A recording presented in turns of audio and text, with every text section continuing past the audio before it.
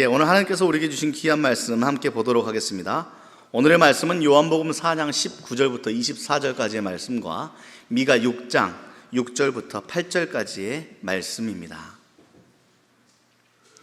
여자가 이르되 주여 내가 보니 선지자로소이다. 우리 조상들은 이 산에서 예배하였는데 당신들의 말은 예배할 곳이 예루살렘에 있다 하더이다. 예수께서 이르시되 여자여 내 말을 믿으라.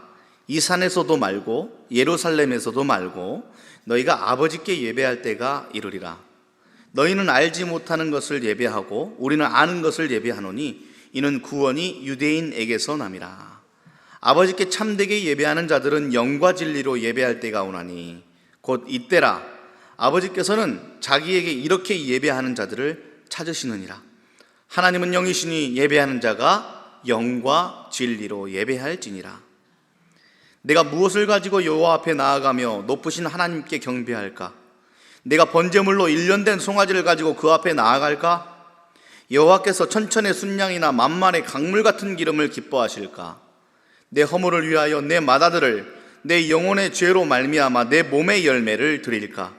사람아, 주께서 선한 것이 무엇임을 내게 보이셨나니 여호와께서 내게 구하시는 것은 오직 정의를 행하며 인자를 사랑하며 겸손하게 내 하나님과 함께 행하는 것이 아니냐. 아멘. 이는 하나님의 말씀입니다. 우리 교회는 좋은 교회인가요? 건강한 교회인가요? 하나님이 기뻐하시는 교회인가요? 이러한 질문은 계속해서 시대를 막론하고 이어지고 있고 하면 할수록 유익하고 좋습니다. 그리고 이 질문은 다 다른 것 같지만 결국 같은 질문입니다. 이에 대한 대답으로 현대 교회는 5가지의 사명을 정리했습니다. 좋은 교회, 건강한 교회가 되기 위해서 5개의 무너지지 않을 기둥이 필요하다라는 것이죠. 어느 하나 무너져서는 안 될 주제들, 그 5가지가 무엇이냐면 첫째가 예배입니다. 교제, 봉사, 전도, 교육입니다. 다시 한번요. 예배, 교제, 봉사, 전도, 교육, 이 5개가 바로 교회를 세우고 있는 없어서는 안 될 중요한 주제들이죠. 6월은 총 주일이 5번이 있더군요. 5주 동안 이 교회의 5개의 기둥을 잘 세워보고자 합니다. 그중 오늘의 주제는 예배입니다. 여러분, 예배 잘 드리고 계십니까? 벌써 초점을 잃으셨습니까? 자, 예배 잘 드리고 계십니까? 예 혹은 아니요라고 대답하셨다면 무엇을 기준으로 예라고 대답하셨고 혹은 무엇을 기준으로 아니요라고 대답하셨습니까? 예배를 바르게 잘 드린다는 것이 도대체 무엇이길래 예배를 많이 드리는 겁니까? 주일뿐만이 아니라 새벽 기도에 매일 나오고 금요 기도에 나오고 수요 삼풍부도 다 하고 그렇게 막 횟수를 많이 드리는 것이 예배 잘 드리는 겁니까? 잘 기획되고 준비된 예배, 그런 예배가 있는 교회에 출석하는 겁니까? 주일에 빠짐없이 예배하는 주일 성수가 예배 잘하는 것입니까? 무엇이 예배 잘 드립니다 라고 대답할 수 있는 예배의 기준이 되는 것일까? 오늘 본문을 통해서 그 해답을 찾아보고자 합니다. 본문인 요한복음 4장은 그 유명한 사마리아 수가성 여인에 대한 이야기지요. 여러분들 그 내용은 익히 들어 잘 알고 계실 것 같으니 그 내용에 대해서 특별히 설명하지는 않겠습니다. 그중 가장 핵심이 되는 주제는 예배의 장소입니다. 오늘 본문 말씀 20절의 말씀을 한번 보십시오. 우리 조상들은 이 산에서 예배하였는데 당신들의 말은 예배할 곳이 예루살렘에 있다 하더이다. 사마리아 사람들은 유대인들의 성전이 있는 예루살렘이 성전이 아니라 그들 사마리아 지역 안에 있는 그리심산이라는 곳이 하나님께 예배드릴 적소의 장소라고 여기고 그곳에서 예배하며 지냈습니다. 사마리아 사람들은 아브라함과 모세 등 중요한 인물들에게 일어났던 역사적 사건들을 사마리아 지역에 있는 그리심산과 연결시키고 해석했지요. 그래서 예루살렘 성전을 가지고 있던 유대인들과 갈등이 많았습니다. 유대인들과 사마리아 관계 혹시 알고 계십니까? 진짜 안 친했어요. 심지어 유대인들은 우월의식, 선민의식을 가지고 사마리아 사람들을 사람 취급도 하지 않았습니다. 겸상도 하지 않았습니다. 같이 밥도 먹지 않았고 그 지역 자체를 들어가지 않았습니다. 심지어 유대인들은 사마리아 지역 들어갔다가 나올 때는 그 발에 먼지를 떨어내는 행위를 했습니다. 부정타고 잘못된 더러운 것을 떨어낸다는 그러한 개념으로 말이죠. 사마리아 사람들이 그리심산에서 예배드려야 된다는 주장은 그들로서 아주 절실한 문제였죠. 꼴보기 싫고 자기 인간 취급 안 해주는 유대인들이 예루살렘이 성전이라고 하는 그곳에서 예배드리고 싶지 않았기 때문에 그래요. 1년에 종종 있는 절기에 예루살렘 성전을 간다고 한번 생각해 보십시오. 제가 그 마음 100% 공감하지 못하지만 수많은 상담 가운데 여성들의 큰 주제 중에 하나인 시댁이 그러지 않을까라는 생각 한번 해봅니다. 우스갯소리로 진짜 아재 개그긴 하지만 시댁이 싫은 사람은 시금치도 안 먹는다고 하는데 시자가 들어가서 불편하고 싫은 사람들이 있는 공간 가기 싫은데 자기 인간 취급조차 해주지 않는 사람들, 그곳을 정기적으로 드나들면서 예배하고 제사 드리는 일들이 그들에게서 진짜 예배가 될 수 있었겠습니까? 그러니까 사마리아 사람들에게 있어서 그리심산이 하나님께 예배하기 적합한 장소라고 우겨대는 일들은 그럴듯합니다.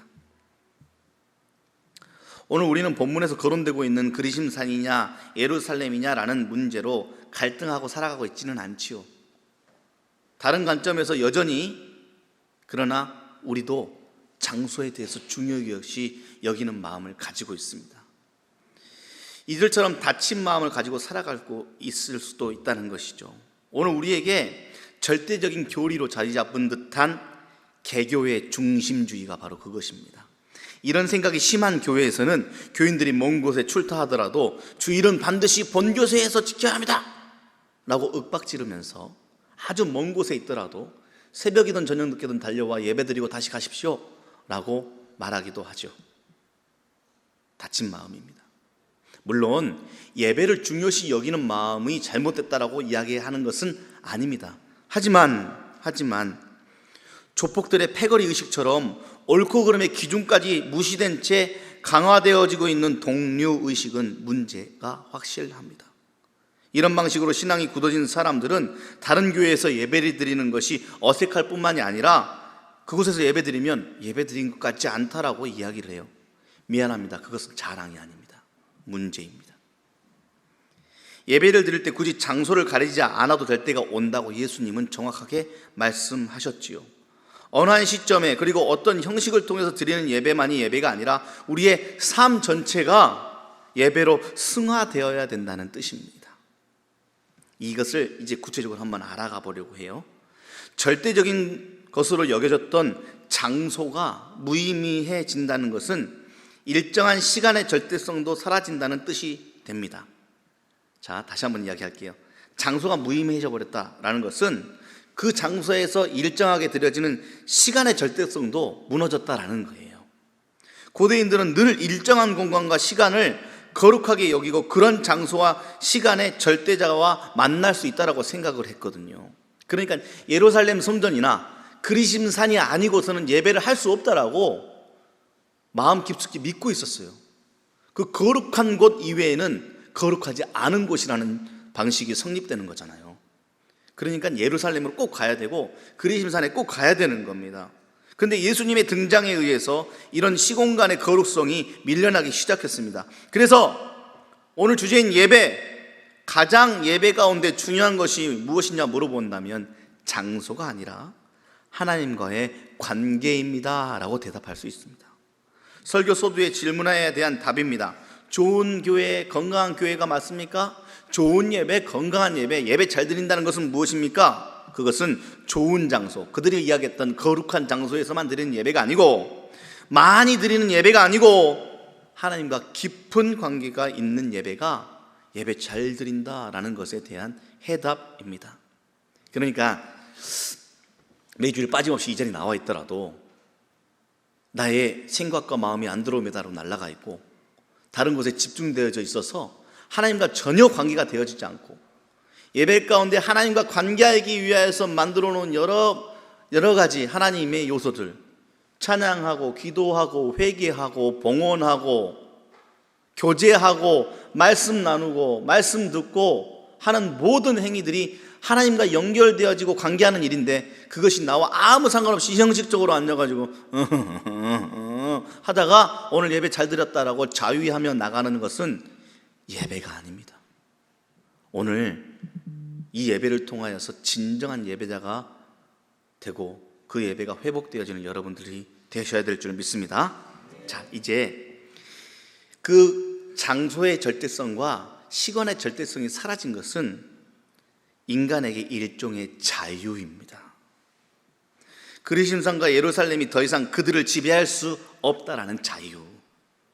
어떤 일정한 공간, 거룩하다고 여기는 공간에서만이 예배라고 여기며 그 공간 이외가 거룩하지 않은 곳이라고 했던 잘못된 생각들이 깨어지기 시작하면서 우리 모두는 어느 곳에서나 하나님을 만날 수 있는 자유가 허락되어졌습니다. 그 자유는 방종의 수단이 아니라 훨씬 깊은 차원에서 예배를 경험할 수 있게 되었다라는 놀라운 사실이죠. 우리를 구속하는 시간과 우리를 구속하는 장소가 사라졌다. 그래서 모든 시간을 통해서 하나님과 교제가 가능해졌다라는 뜻입니다. 그들이 그렇게 예배 장소에 집착하게 된 이유는 훨씬 더 근본적인 이유가 있거든요. 그 이유는 하나님을 여전히 실체로 여겼기 때문에 그렇습니다. 실체. 거룩한 장소에 거룩하게 계신 실체. 그래서 하나님은 실체라고 여기면 어떤 일이 일어나냐면, 그 하나님이 계시는 곳에 하나님이 실체로 계시니 다른 곳에는 계실 수가 없는 거예요. 그러니까 자동적으로 하나님이 실체로 거하시니 일정하게 있을 수 있는 공간이 필요하게 된 것이죠. 제우스가 올림푸스 산에 거주하듯이 하나님은 역시 실제여서 예루살렘 성전 아니면 그리신 산에 거주한다고 생각하는 것, 이것을 실체론이라고 이야기하는 겁니다. 그런데 예수님께서는 그 실체론을 무너뜨리며 이렇게 말씀하셨습니다. 하나님은 영이시다. 보면 요한복음 4장 24절을 우리 이 시간 다 같이 한 목소리로 읽겠습니다. 시작. 하나님은 영이시니 예배하는 자가 영과 진리로 예배할지니라. 하나님은 인간들이 공간적으로 그리고 실체론적으로 생각하던 방식이 아닌 전혀 다른 방식으로 우리에게 찾아오셨습니다. 하나님이 영이시기 때문에 우리에게 영적으로 찾아오신 것이죠. 그렇다면 영적인 것이 무엇인지 알아야 하나님을 안다라고도 이야기할 수 있고 하나님을 진짜로 예배할 수 있는 사람이 되는 것이죠. 영적으로 예배한다는 것은 주일에 교회에 나와서 예배드리고 봉사하는 일에 머물러 있는 것이 아니라 자기의 삶 전체가 하나님과 연결되어 있다는 것을 알고 그렇게 살아가는 겁니다. 어떤 점에서 교회를 열심히 다니는 건 쉬워요. 교회 열심히 다니는 것은 교회에서 자존심도 살릴 수 있고 명예심도 얻을 수 있고 어떤 종교적인 위안을 얻을 수 있기 때문에 교회 열심히 다니는 것은 생각보다 크게 어렵지는 않습니다. 그러나 자기의 삶 자체를 하나님께 드리는 것은 참 어렵습니다. 교회를 섬기는 일은 형식적으로 할 수 있지만 자기의 삶 전체를 드리는 일은 온전히 드려지지 않는 한 가능하지 않기 때문에 그렇습니다.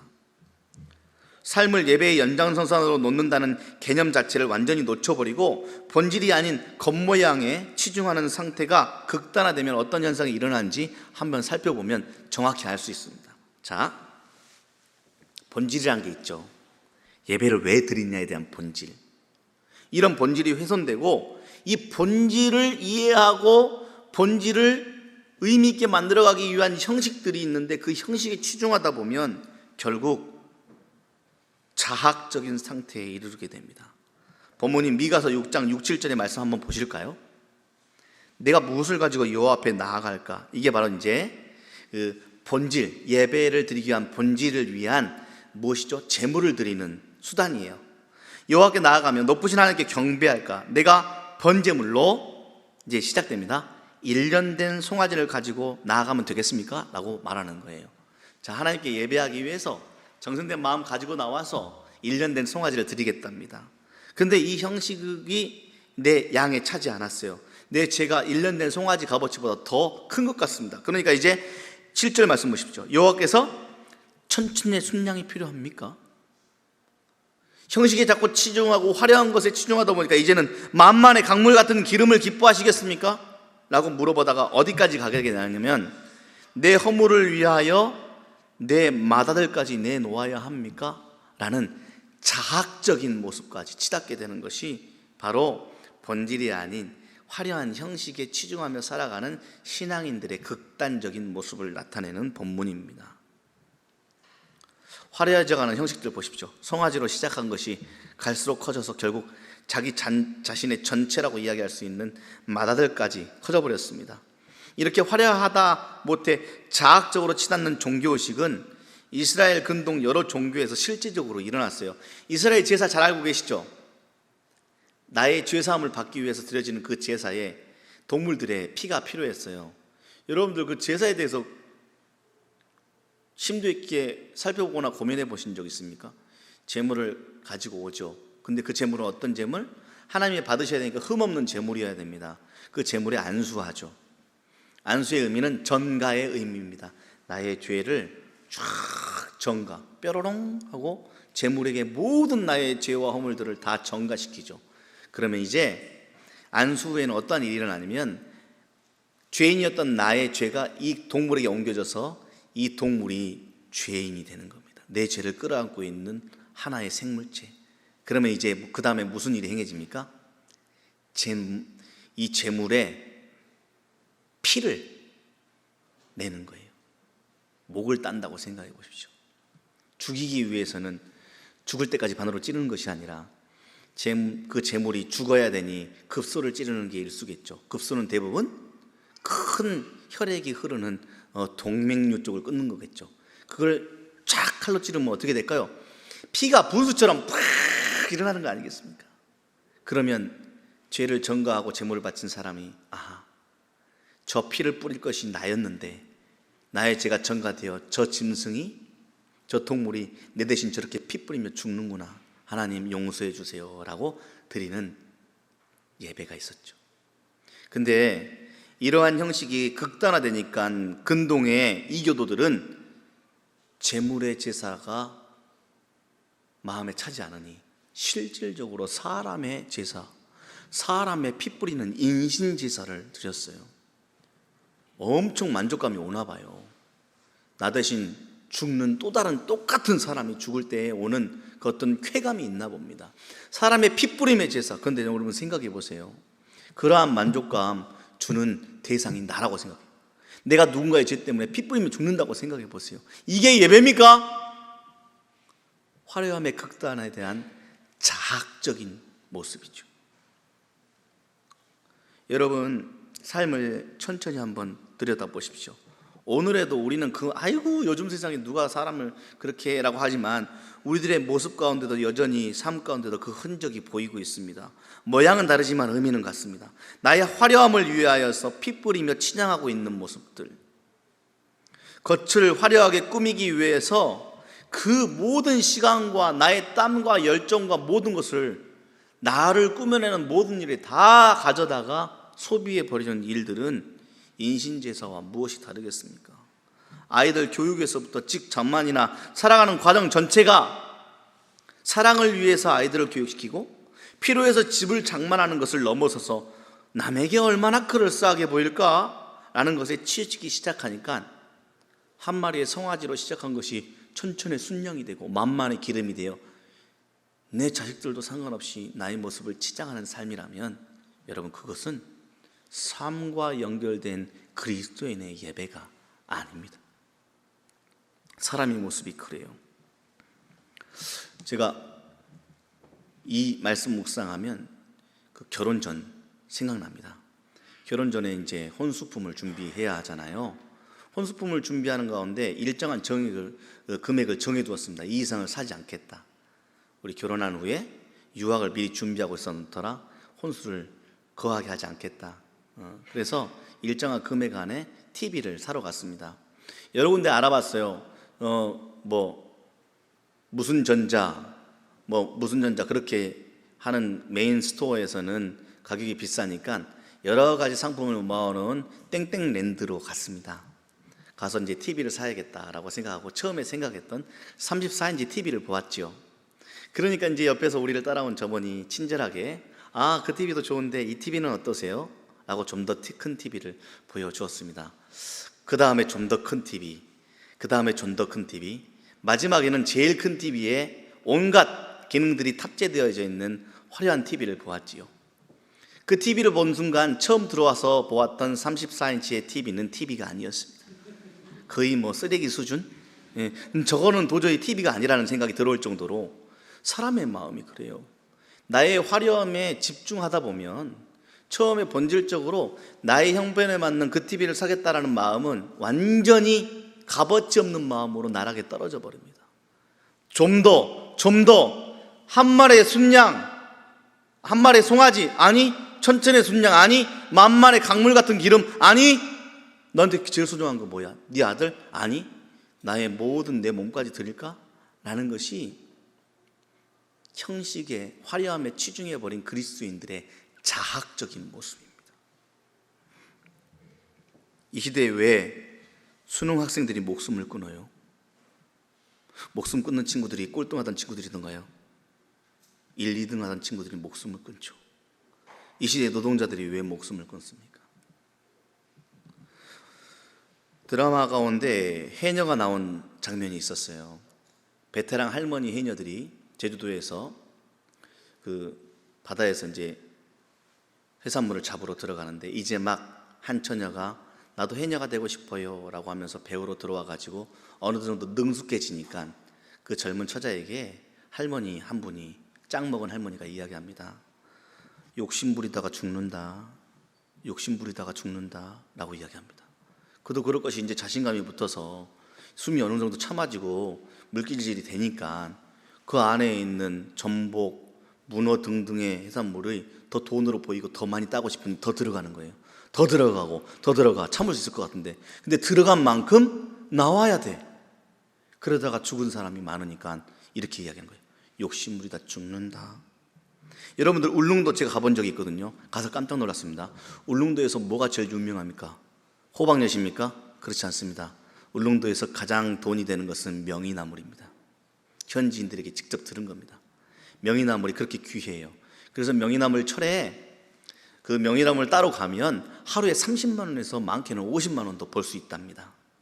근데 놀라운 일은 매해 그 시절에 명이나물 따다가 죽는 사람들이 반드시 생긴답니다. 가슴 아픈 일이죠. 조금 더 따러 가다가 조금 더 따러 가다가 조금 더 따라가다가 배랑에서 미끄러지기도 하고 과로하기도 하고 하는 등등으로 명이나물 따르려다가 죽는 사람이 있어요. 여러분들 왜 해냐고 왜 명이나물 땁니까? 본질은 뭐예요? 생명, 살기 위한 일인데 그 일을 위하여 치장하기 시작하니 더 많이, 더 화려하게, 더 넓고 더 확대하여서 라고 하다 보니 살아야 한다는 것을 잊어버리는 우리들의 모습이라면 우리는 예배자가 아닙니다. 여러분들 예배의 본질을 망각해서 영적으로 채워지지 않잖아요. 그럼 사람의 마음 가운데 타고드는 감정이 불안입니다. 사람이 불안하면요 위선적인 행동을 하거나 자학적인 행동을 불사하고서라도 그 불안을 해소하려고 애를 쓰는 거예요.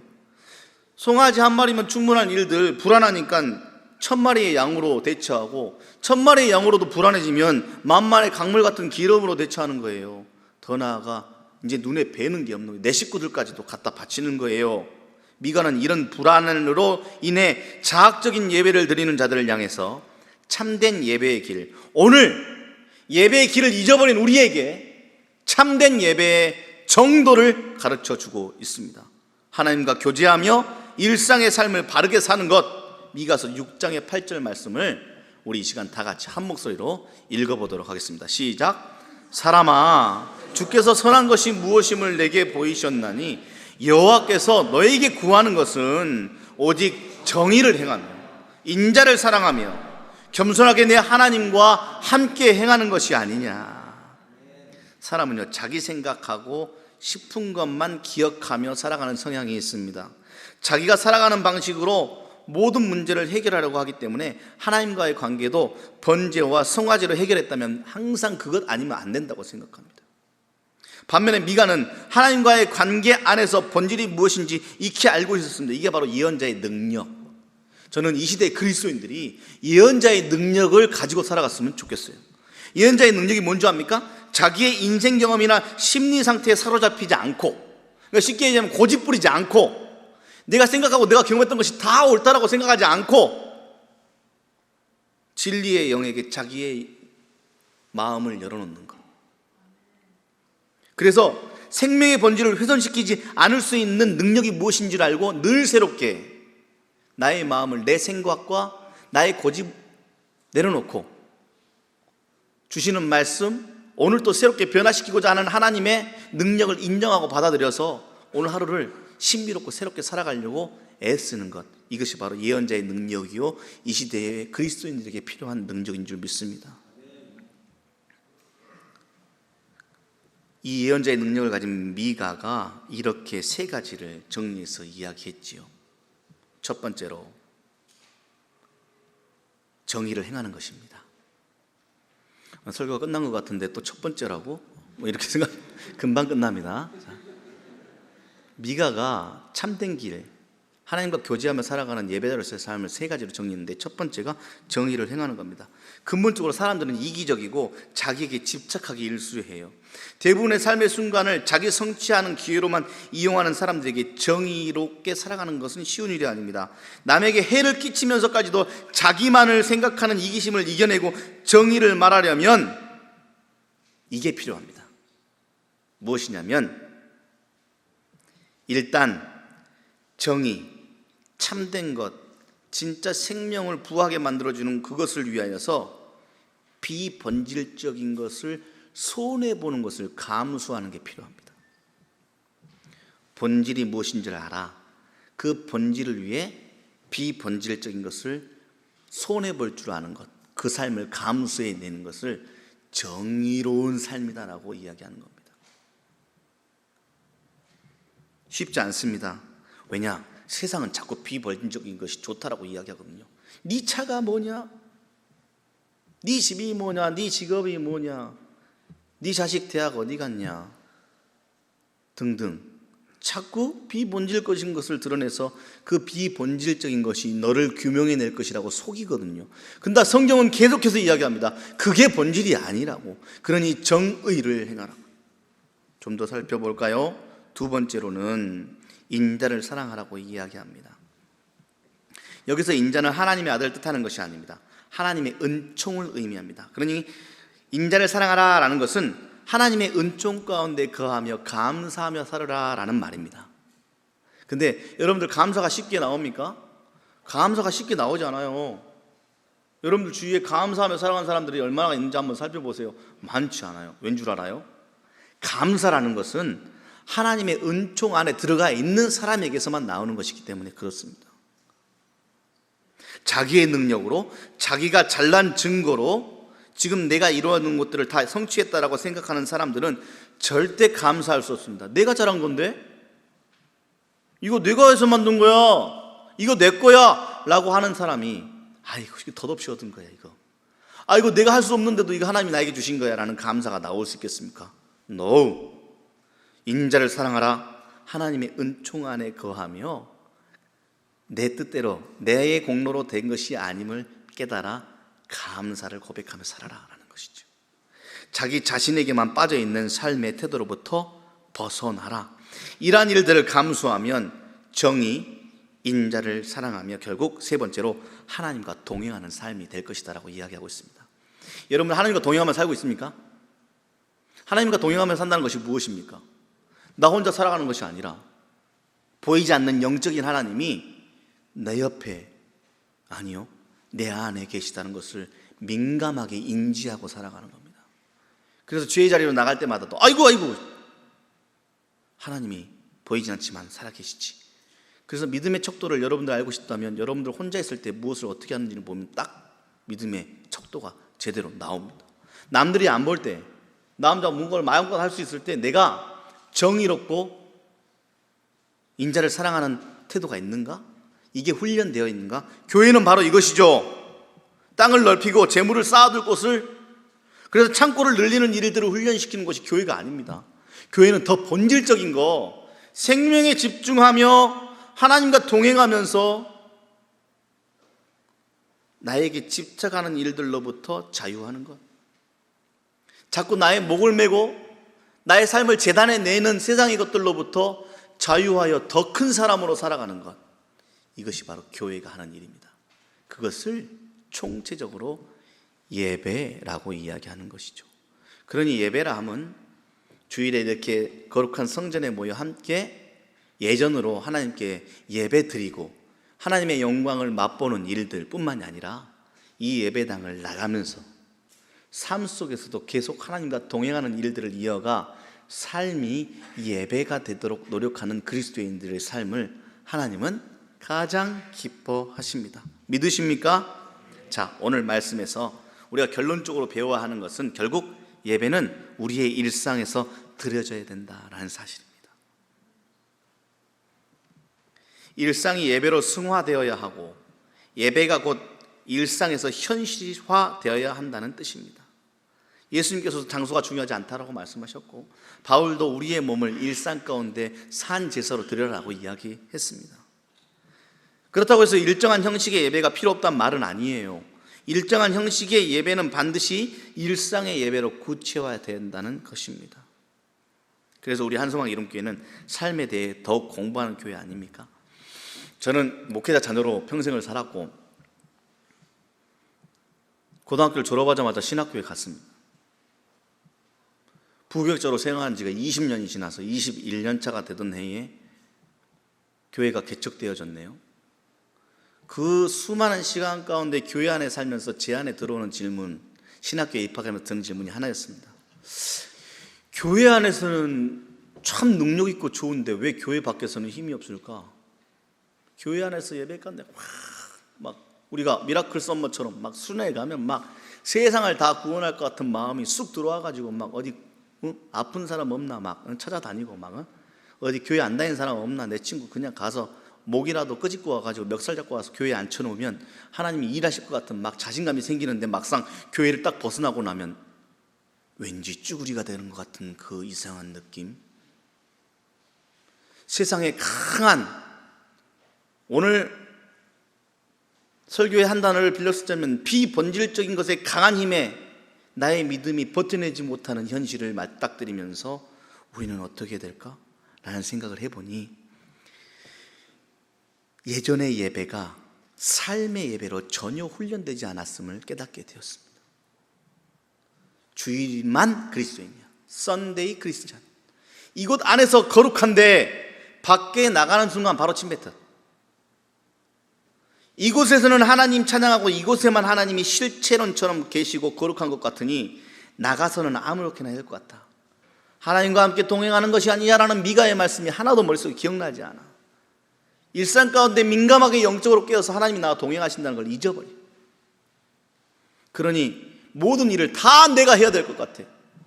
삶은 숨이 턱턱 막히고 세상을 이겨야 하니 세상과 맞닥뜨려 싸우는 방법을 모두 다 세상적인 방법으로만 훈련하고 세상적인 방법으로만 대항하다 보니까 세상과 단 하나 다를 것 없는 형식적인 크리스찬, 예배자답지 않은 완전한 형식적인 크리스찬. 그러다가 교회 나오면 이렇게 하나님께 묻는 거죠. 하나님 또 죄를 지었네. 송아지? 아니요. 천천의 순양이 필요합니까? 만만의 기름이 필요하십니까? 라고 하다 보니 맏아들까지 필요하다는 느낌이 들기 시작하고 그 앞에 뭐라고 하나님께 하냐면 하나님 전 못하겠습니다 라고 털썩 엎드리니 그때서야 보이는 내가 할 수 없는 삶의 영역들이 보이기 시작하며 하나님을 초청하는 일들이 일어나기 시작했습니다. 여러분, 자신의 세계에만 사로잡혀 갇혀있지 말고 이 세계를 향해 삶을 여십시오. 나의 소유와 나의 보여지는 모습에 매몰되지 마시고 하나님의 뜻에 집중하며 그 뜻이 이 땅에 이루어지기를 바라는 마음으로 이 세상을 살아가십시오. 한소망 이름교회가 여러분들의 그 삶을 적극적으로 도울 것입니다. 그래서 무엇을 해요? 목회자 하나님께는 무슨 공부? 삶 공부. 신앙과 삶이 구별되어지지 않고 최선으로 딱 달라붙어 신앙으로 살아가고 삶이 신앙을 이야기할 수 있는 그러한 여러분들이 되시기를 간절히 바라는 마음으로 우리 한소망 이름교회가 여러분들을 돕게 될 것입니다. 목장에서도 예배에서도 여러 가지 행사들을 통하여서 여러 가지 프로그램들의 모든 본질은 다 깔때기처럼 그것으로 향하고 있습니다. 여러분들의 삶이 예배로 승화되어지는 목적을 하나로. 혹시 삶이 턱턱 숨막히십니까? 열심히 사는데도 기쁨이 하나도 없습니까? 그렇다면 예배를 통해 하나님의 은총을 받아들이십시오. 그리고 그 은총을 붙들고 삶으로 살아내십시오. 예배가 삶이 되고 삶이 예배되는 자들에게 하나님께서는 세상이 줄 수 없는 참된 자유와 은총을 허락하여 주실 것입니다. 이제 주일이 월요일 되고 주일이 화요일 되고 주일이 수요일 되고 주휴일이 목요일, 금요일, 토요일 되어 월요일부터 토요일이 또다시 주일이 되어지는 놀라운 예언자들의 능력, 그리스도인의 참된 자유를 누리며 살아가는 예배자 되시기를 주님의 이름으로 축복합니다. 기도하겠습니다. 하나님, 우리는 예배를 어떻게 드리며 살았습니까? 하나님의 은총, 열린 마음으로 받아야 될 예전의 예배 자체도 정성껏 드리지 못했으니 문 밖을 나서 삶의 자리에서 어찌 우리가 하나님의 은총 가운데 거하며 하나님과 동행하며 인자를 사랑할 수 있었겠습니까? 하나님 용서하여 주시고 나에게 집착하는 비본질적인 것들 손해볼 수 있는 믿음과 그것을 감수해낼 수 있는 능력을 더하여 주십시오. 그리하여 이 시대에 하나님의 참된 정의를 외치는 사람으로 살길 간절히 원합니다. 예배가 삶이 되고 삶이 예배되어 늘 나를 향하신 하나님의 사랑과 생명을 이야기할 수 있는 참된 그리스도인, 참된 예배자, 바로 내가 되게 하여 주시옵소서. 송아지입니까? 천천의 순양입니까? 만만의 기름입니까에 집중하는 것이 아니라 예루살렘 선정입니까? 그리심산입니까? 하나님 이곳엔 거하시고 저곳에는 거하지 않으십니까? 라고 자꾸 비본질적인 형식에 그치는 것이 아니라, 그리고 그 형식을 화려하게 만들려고 애쓰는 것이 아니라 내가 진정 예배자로 살고 있는가? 내가 하나님과 동행하고 있는가? 내가 진심으로 정의가 무엇인지를 고민하며 살고 있는가? 본질이 무엇인지 나의 삶을 더듬으며 하나님의 은총을 구하고 있는가? 고민하는 한 주가 되어 다시 한번 하나님께 감사로 이 자리에 돌아오는 한소망 이름께 모든 예배자들이 되게 하여 주시옵소서. 예수님의 이름으로 기도합니다. 아멘.